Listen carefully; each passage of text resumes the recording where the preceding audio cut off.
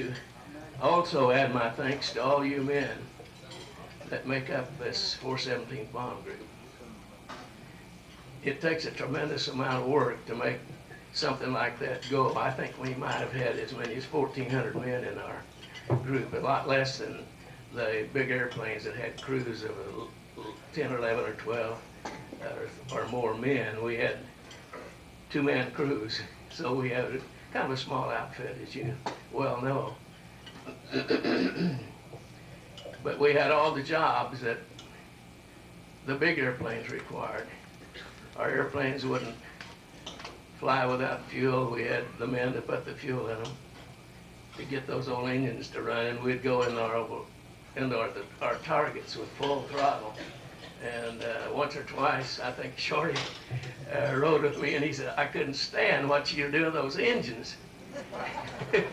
When we went up and stayed out of Morotai on a trip going to the Philippines, and I've heard several remarks from some of these mechanics that they just didn't like for us to bend those old throttles and make those engines purr wide out, full open, full bore. But we went over our targets that way. I have to apologize to Shorty Gordon for messing up his airplane one time. I went over a target that way over in the Halmaheras, and we went on this ACAC pit. We were on flak suppression to keep the guns down while the B-25s and P-38s did their bombing. We were supposed to shut down all the ACAC guns, and we did effectively. But when I was going across that target, I could see about 3 or 4 big poles. And I was only about halfway up beside these poles, and so I couldn't miss all of them. I hit full rudder and skidded in, and I took out one of those poles, and I flew that airplane back at the leading edge of the wing about this high and turned it back over to Shorty.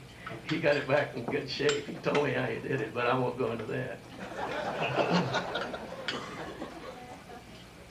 We had James Pittman hit a coconut tree over there. And he told me later he did that on a combat mission, but I thought he was just playing around, running on the beach, you know, and I was getting after him, and he said, "But sir, I was climbing when I hit that tree."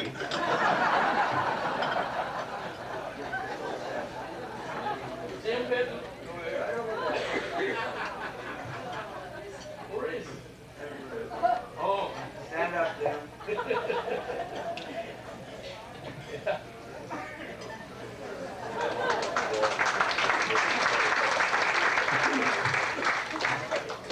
He landed that airplane, and the 650 caliber guns in the nose were just like spaghetti. They were just wound around each other. The nose had been crushed and dismantled and pieces gone clear back to the nose wheel well. And he came in and landed that thing, and I couldn't believe it when I saw it. So I started chewing on him, and when he told me he was climbing, when he hit that tree, I could know the straight face.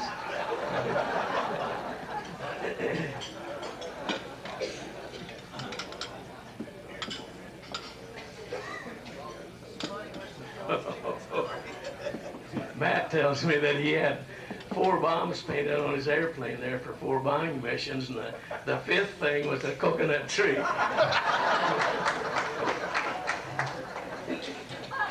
we'll get off of you, Jim.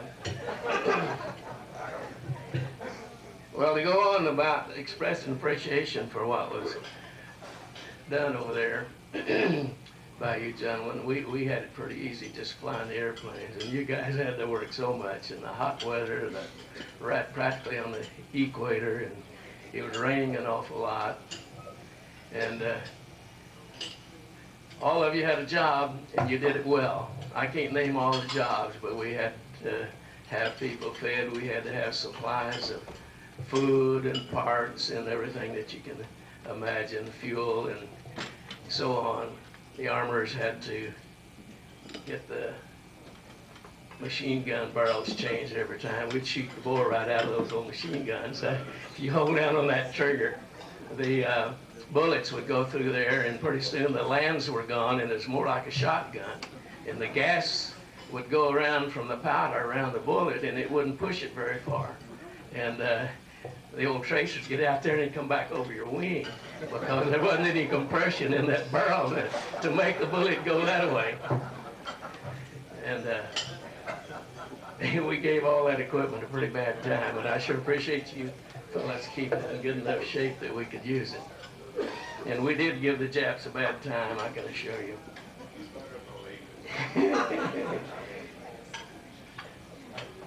And we had photo interpreters, we had mailmen, we had administrative men that took care of the paperwork and did the orders, typed up citations, interpreted photographs, and so on. I could go on and on and on. We had dental care and surgical care, and special services had to entertain us some way. We'd have a movie about every night. We'd sit on old bomb crates out watching these movies. Sometimes the Japs would come out of the jungle and sit out there and watch these movies. And they'd even get in the mess halls at night over on Biak and steal food.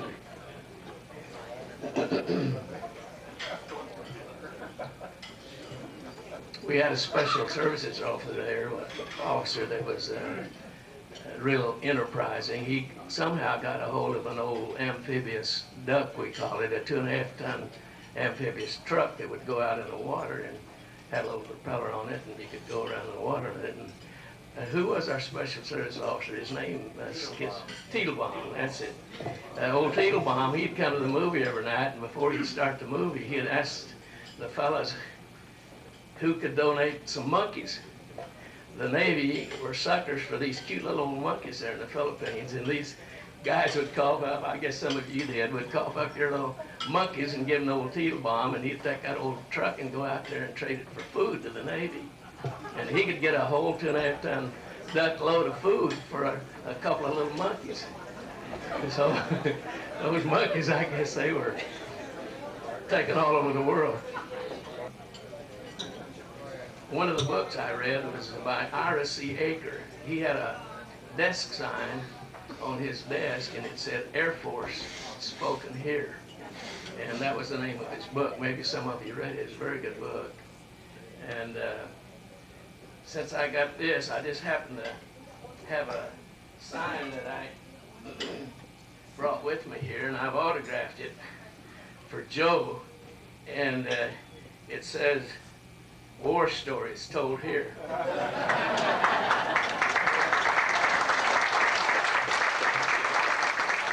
I'm not sure he tells war stories, but I'm going to give it to him anyway. Can you go ahead, Joe, and get it? And I'll get me another one made, because I'm going to keep telling war stories. Well, I guess that about covered it. You want to take the mic again? Thank you so much, gentlemen and ladies, for coming here.